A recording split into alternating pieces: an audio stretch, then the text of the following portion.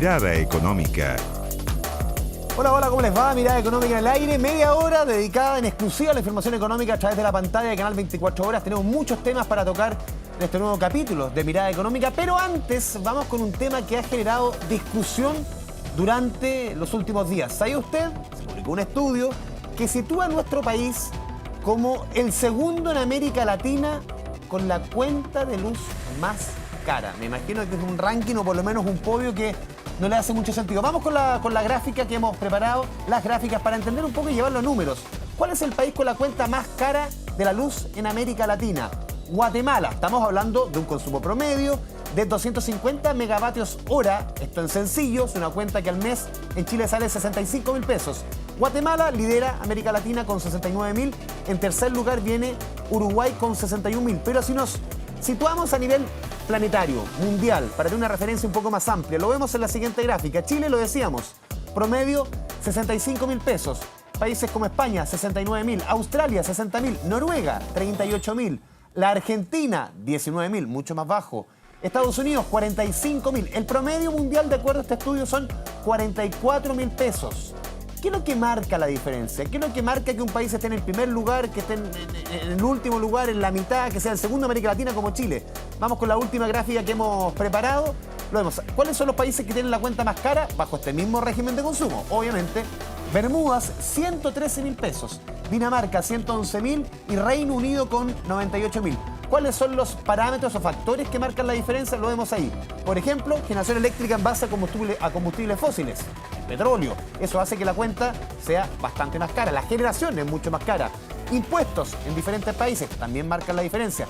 Subsidios, como en el caso de Argentina, pueden hacer que la cuenta sea mucho más barata. Todos esos parámetros son los que van marcando, obviamente, esta discusión. Los quiero llevar a otro tema completamente distinto. Dejamos las cuentas de la luz y vamos con un tema que es de moda en esta época, casi todos los años. Gran revuelo que están generando las cerezas chilenas en China. Comenzó la temporada de este fruto y desde esta semana en Chile ya es posible encontrarla en las ferias. Los comerciantes prometen 3 cosas para este año: abundancia, calidad y ojalá buenos precios. Rica, rica mi cereza, la más buena.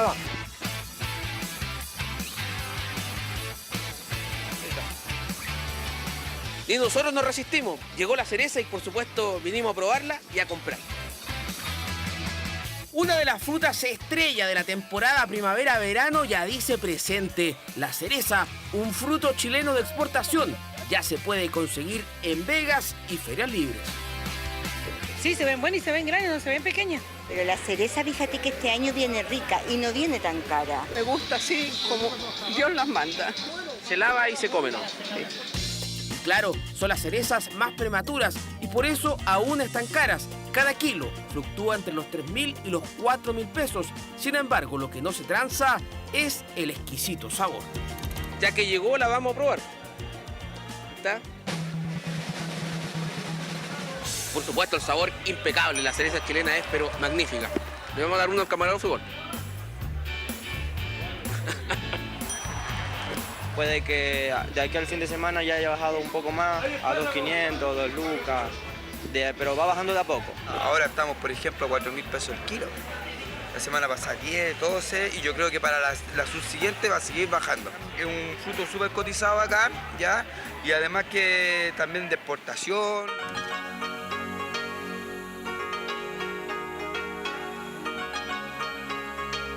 Un sabor que todos quieren disfrutar en China. Los primeros cargamentos ya llegaron al gigante asiático e incluso nuestra cereza es protagonista de virales realizados por influencers chinas en TikTok.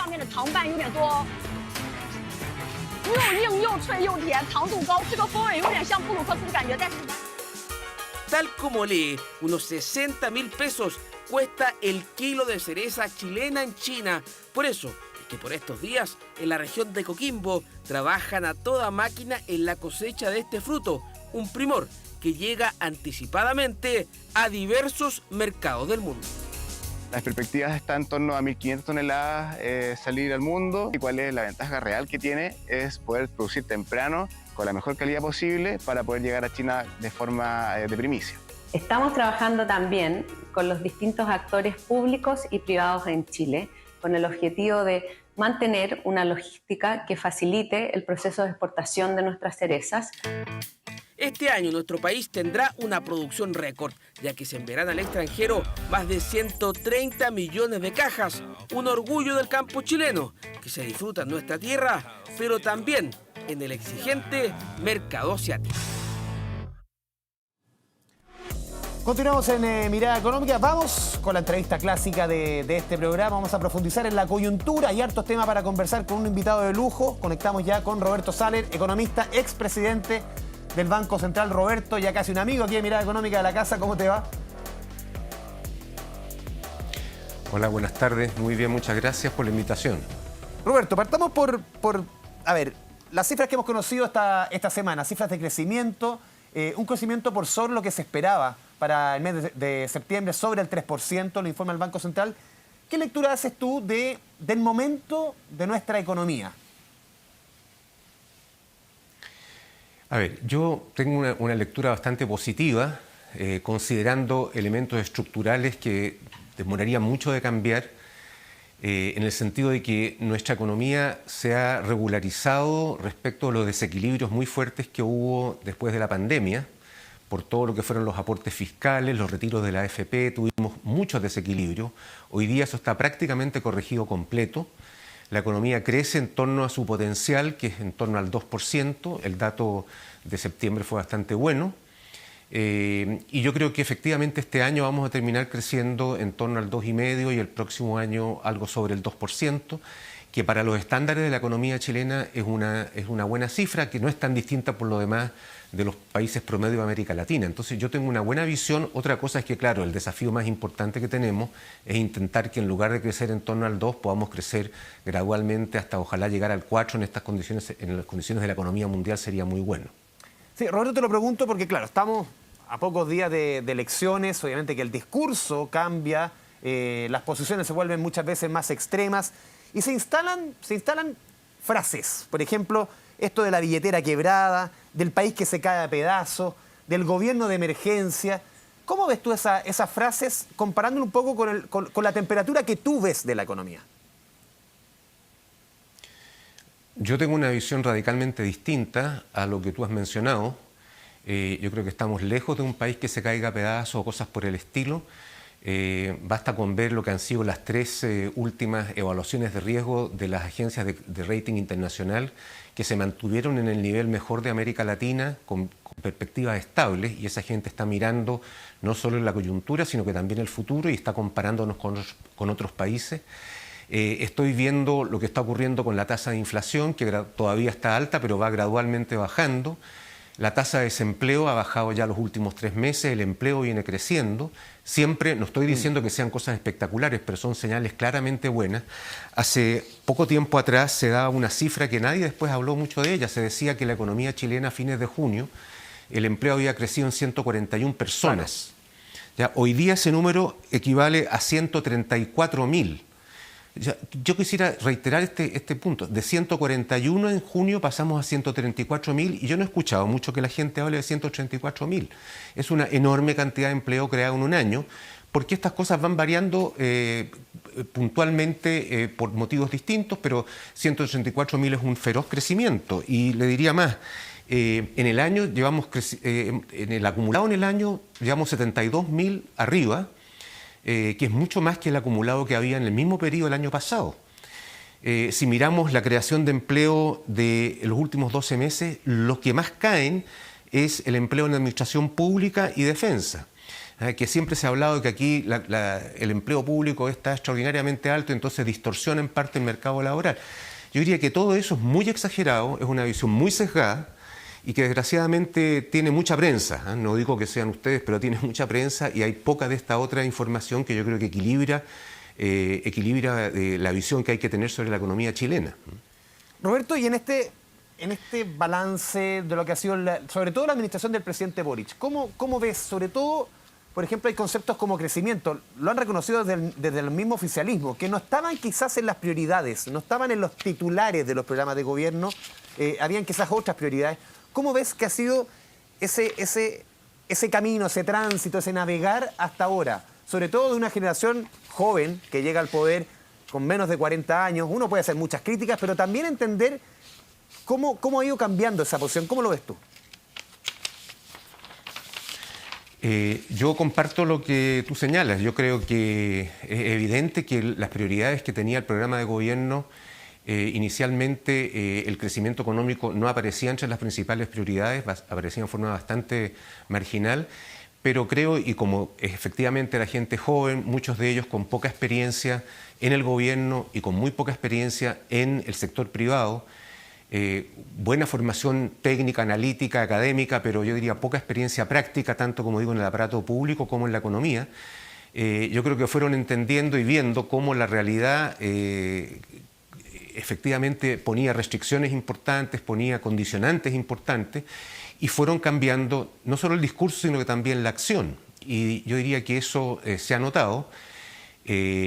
Y básicamente vamos a terminar, yo creo, este año, por ejemplo, va a terminar, como decía, un crecimiento económico en torno al 2,5%, que no es malo para la situación de Chile y sobre todo de donde veníamos, con un desequilibrio macroeconómico que la gente no pondera a veces, pero era brutalmente alto al término de la pandemia y al inicio del gobierno. Y eso fue una corrección que efectivamente yo diría que ha sido incluso internacionalmente muy valorada, por lo que significó un gobierno de esta naturaleza que hiciera esa corrección, sobre todo en el tema fiscal.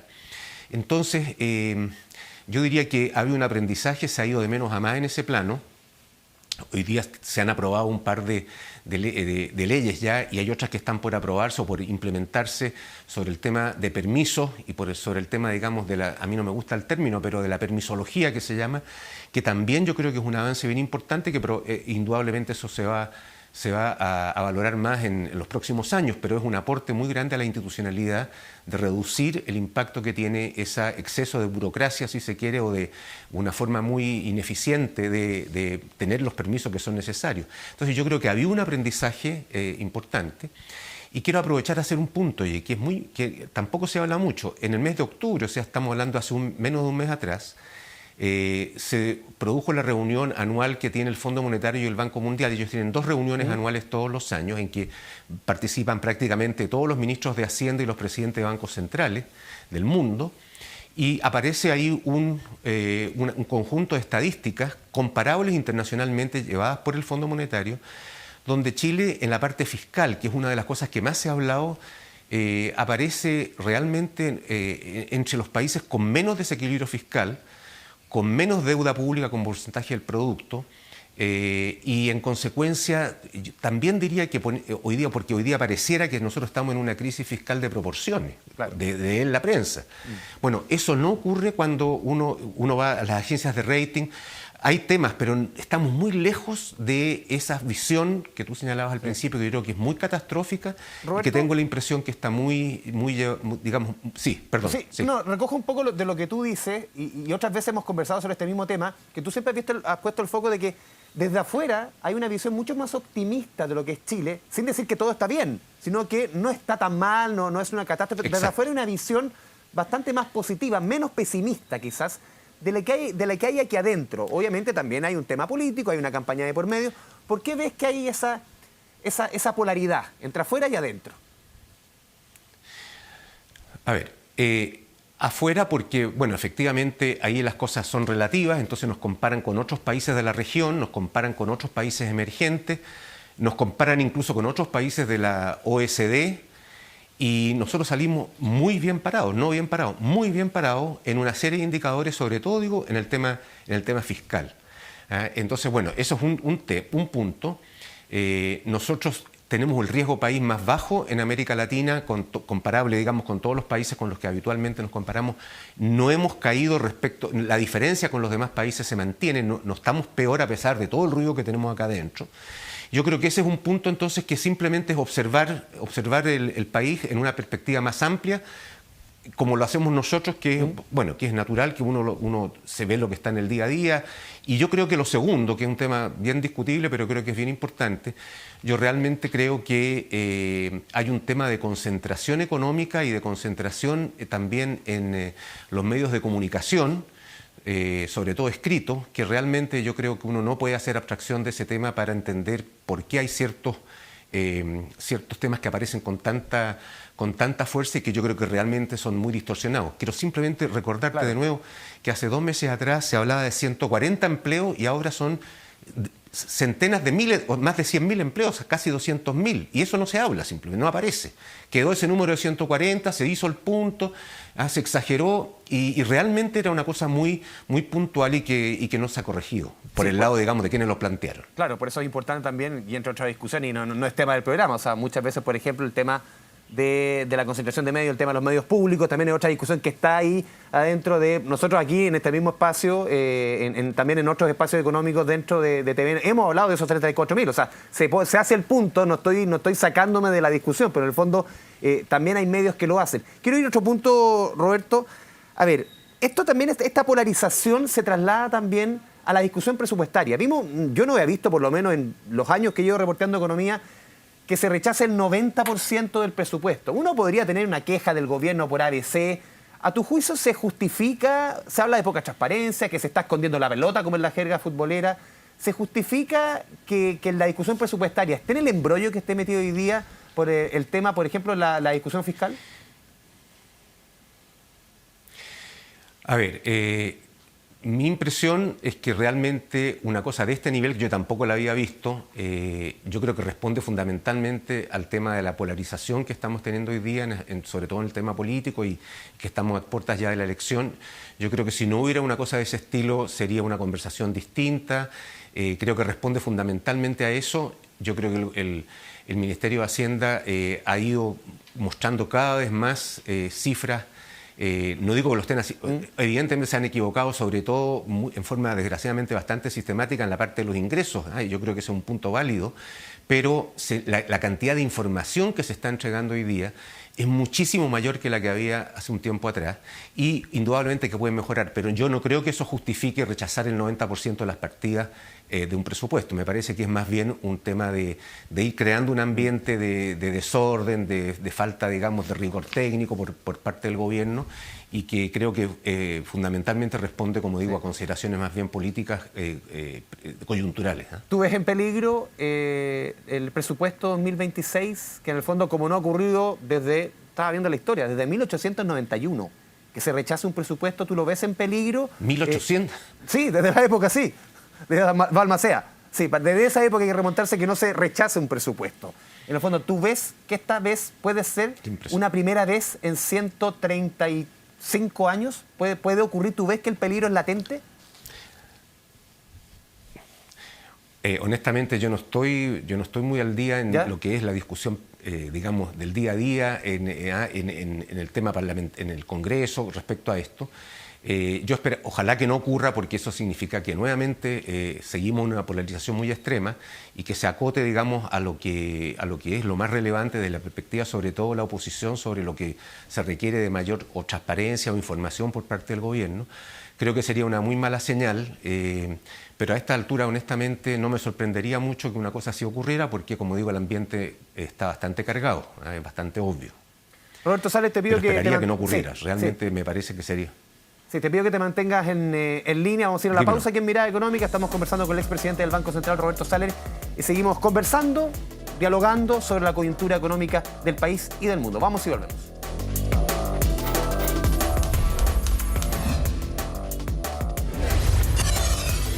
Mirada Económica. Volvemos a Mirada Económica, estamos conversando con Roberto Sales, economista, expresidente del Banco Central. Quiero volver al tema del empleo, Roberto. Tú hacías el punto respecto a la generación de empleo los últimos 12 meses. 134.000 empleos generados durante el último año. Pero quiero ir a un ítem relacionado con las MIPYMES, la micro, pequeña y mediana empresa.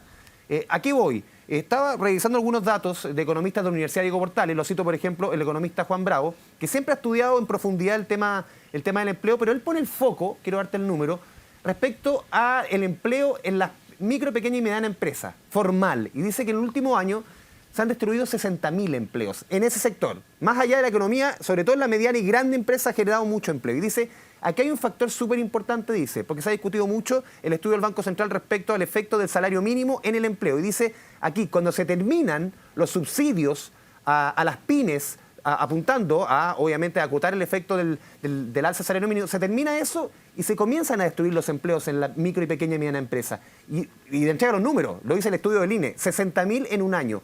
¿Cómo ves tú el efecto que ha tenido el salario mínimo en el mercado laboral? A ver, yo no soy un experto en ese tema. Las personas que tú mencionas de la Universidad de Diego Portales y otros, digamos, son gente que está mucho más metida en el día a día en el mercado laboral. Pero yo diría de que efectivamente ha habido un aumento bastante fuerte del salario mínimo estos últimos años y eso tiene un impacto en la medida en que no hayan subsidios que lo compensen, digamos, sobre todo en las pequeñas y las empresas de menor tamaño, porque en general en las grandes empresas el salario mínimo, si es que se paga, es muy marginal y en general están sobre eso por motivos más o menos obvios. Entonces ahí yo creo que hay un desafío grande cuando pasamos de la macro a la micro, en el sentido de que como digo, las cifras mismas de empleo han ido mejorando, pero cuando uno también, incluso entre jóvenes y personas de mayor edad o entre hombres y mujeres, ahí yo diría que hay un tema importante, un desafío en el mercado laboral que tenemos por delante, que es de las áreas que yo diría que son... es casi el área junto al tema de la productividad. Si yo tuviera que... Porque no es que yo decía al principio que tengo una visión muy distinta a esta visión media catastrófica que uno a veces ve, pero yo creo que aquí hay dos temas muy fundamentales. Productividad, que es un tema general, claro, y que indudablemente también afecta a las empresas de menor tamaño, y empleo, ¿no? ¿Perdón? Casi crónico, digo, el tema de productividad en nuestra economía. ¿Perdón? Y no es de este gobierno, viene arrastrado hace 15 años. Sí. No, exacto, no. Y esos son dos temas que tenemos como estructurales, ¿eh? Productividad y empleo, yo creo que son dos temas muy complicados. La tasa de desempleo viene aumentando desde antes de la pandemia, venía una tendencia al alza, que ojalá ahora al menos se estabilizara. Yo creo que ahí tenemos un desafío muy importante. Pero comparto yo que si las cifras esas que tú mencionas, no conozco, lo vi, pero muy por encima de ese estudio de la Universidad de Diego Portales, yo creo que efectivamente refleja, te insisto, cuando uno ya pasa de la línea gruesa a los temas más puntuales, realmente, como digo, hay un tema entre mujeres, hombres, jóvenes, viejos y empresas pequeñas y empresas grandes, en que tenemos un desafío muy grande en el tema laboral.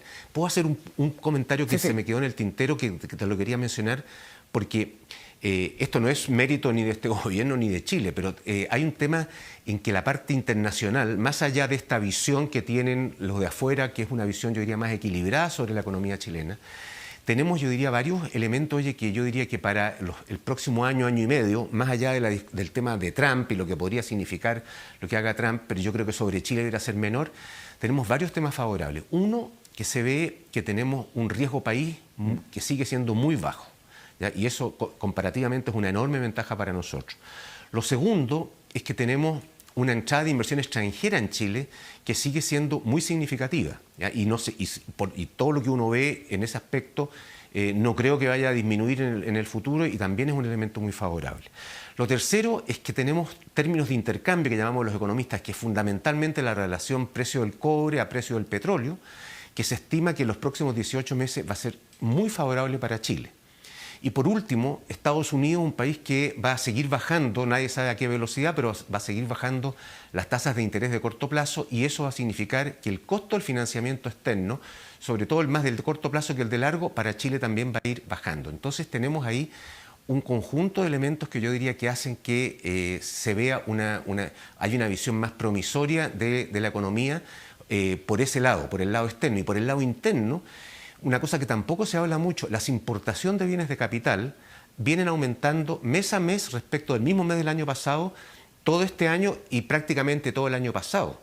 Entonces, ahí también hay un tema en que en maquinaria y equipo, que el 80% viene importado, hay un tema en la inversión, ¿ya? Que está creciendo y las cifras del Banco Central, de los IPOM de los informes de finanzas públicas de Hacienda lo están incorporando, una inversión que se ve también más positiva. Entonces, yo creo que hay que tener una perspectiva un poco más equilibrada y darse cuenta que con los desafíos que te decía que son más estructurales y que tenemos que enfrentarlos, la economía chilena no está en el suelo, no está en el piso ni nada por el estilo. Sí, buscando en ese equilibrio justamente en la discusión, Roberto, cuando también se esgrime el argumento, por ejemplo, tú pones varios elementos, la inversión cómo crece, la importación de bienes de capital, y muchos dicen, claro, está creciendo porque se avisora que sí o sí viene un gobierno de derecha, y por eso la perspectiva mejora.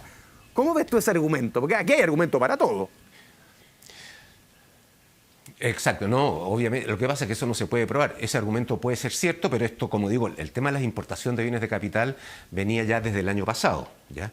Y si bien ese puede ser un argumento, hay un argumento que es súper contrario a eso, y que también quiere destacarlo y que yo no lo he visto destacado, y es el tema del dólar.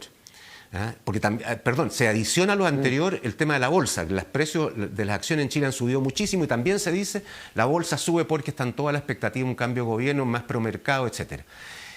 Pero hay una variable que es típicamente la más relevante y la que más refleja en el corto plazo un impacto de expectativas, que es el precio del dólar. ¿Ya? Y si ustedes miran lo que ha ocurrido, por ejemplo, este año, el peso se ha apreciado hoy día respecto de principios de año en torno a un 4%.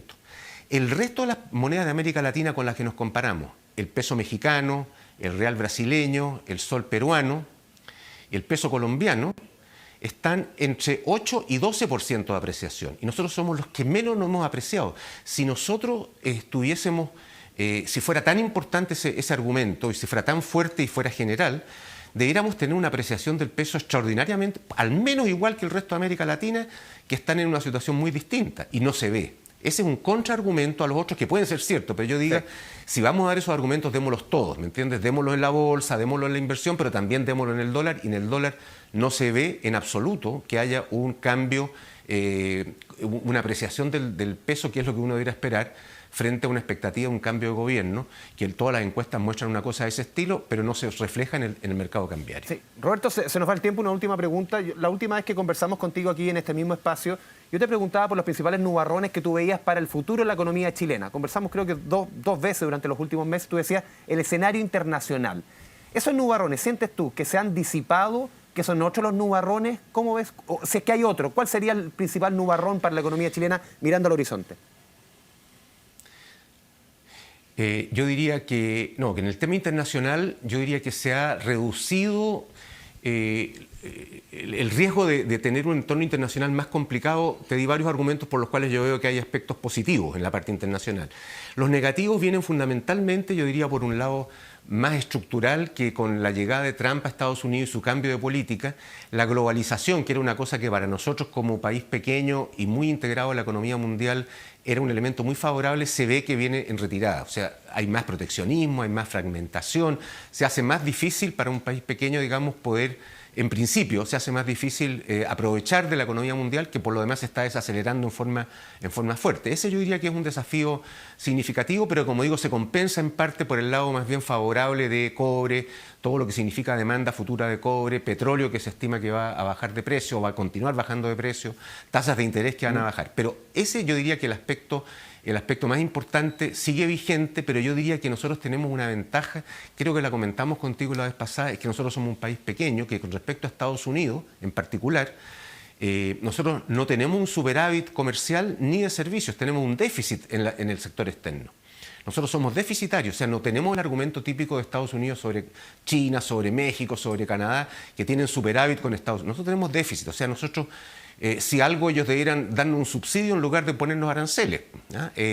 Estoy exagerando, obviamente, pero quiero decirte, tenemos un tratado de libre comercio que tampoco vale mucho hoy día con la situación que se vive con Estados Unidos, pero también nos ayuda. Entonces, yo creo que si bien en lo internacional y tenemos el tema de China, que como China para nosotros es un mercado demasiado importante, el hecho de que Estados Unidos con China sean las principales rivales, nosotros podemos incluso beneficiarnos del desvío de comercio que tiene que hacer China como consecuencia de enfrentar las restricciones que le pone Estados Unidos.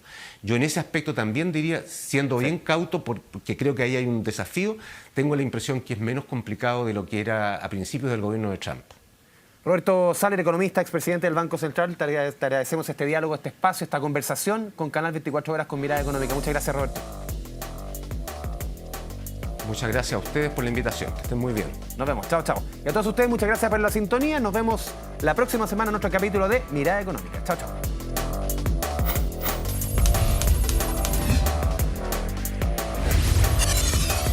Mirada Económica.